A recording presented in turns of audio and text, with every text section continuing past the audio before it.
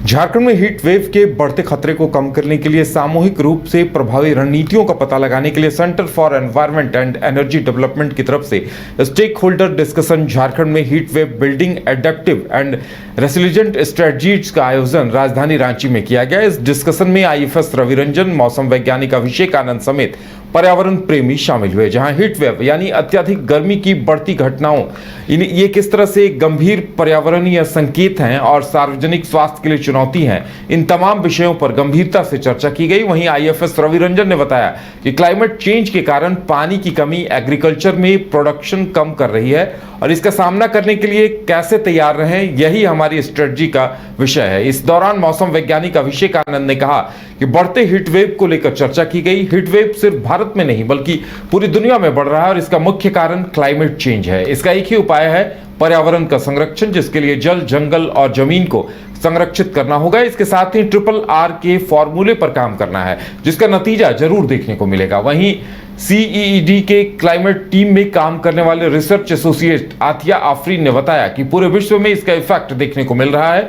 वहीं झारखंड के गढ़वा, पलामू, लातेहार, सिमडेगा जिले भी हीट वेव से प्रभावित हैं, जिसका मुख्य कारण कहीं न कहीं क्लाइमेट चेंज है। देखिए, जो सबसे बड़ा जो हम लोगों ने डिस्कशन किया उसका मुख्य जो स्रोत है हीट वेव, खाली भारत में नहीं अपितु पूरे वर्ल्ड में बढ़ रहा है, टेम्परेचर बढ़ रहा है, तो क्लाइमेट चेंज है।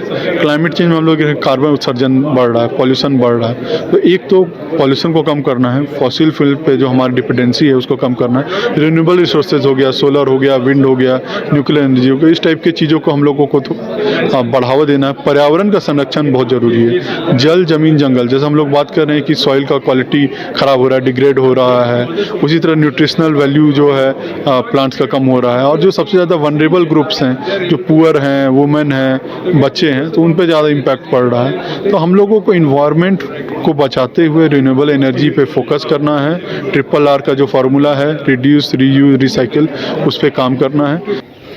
दो तरीके की स्ट्रैटेजी है। एक है मिटिगेशन, कि हीट वेव को कम कैसे किया जाए। दूसरा है अडॉप्टेशन, क्योंकि जो मिटिगेशन मेजर है काफ़ी समय लगने वाला है। ट्री प्लांट करना है, कार्बन डाइऑक्साइड का इमिशन कम करना है, तो बहुत लंबा होता है प्लानिंग। लेकिन उससे ज़रूरी है कि जो हमारी कम्युनिटीज़ हैं जो कि लोअर लेवल पे रह रही हैं, उनको कैसे तैयार किया जाए, अल्टरनेटिव लाइवलीहुड उनको कैसे दिया जाए। जो प्रोडक्शन सिस्टम में कमी आ रही है, हम कई गाँव में जाते हैं, लोग कहते हैं कि चिरौंजी का प्रोडक्शन कम हो गया, महुआ का प्रोडक्शन कम हो गया, तो उनको अल्टरनेटिव लाइवलीहुड कैसे दिया जाए। और जो क्लाइमेट चेंज के कारण जो एडवर्स इम्पैक्ट पड़ने वाला है, पानी की कमी हो रही है, एग्रीकल्चरल प्रोडक्शन कम हो रहा है, तो उसको कैसे तैयार किया जाए उनको सामना करने के लिए, यही हमारी स्ट्रैटेजी अभी चल रही है।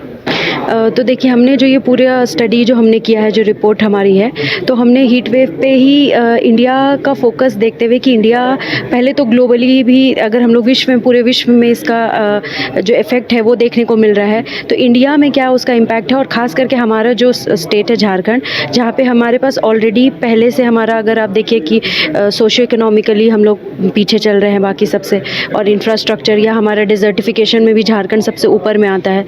तो जो सुखाड़ वाला जो प्रॉब्लम है वो जो बढ़ रहा है, उसके साथ साथ अभी एक हीट वेव का भी एक हम लोगों ने जो स्टडी किया, उसमें हमें पता चला कि कुछ जैसे ज़िले हैं जो पलामू, गढ़वा, लातेहार, ये सब में बहुत ज़्यादा ये जो हीट वेव का इशू है बहुत ज़्यादा वो बढ़ता जा रहा है।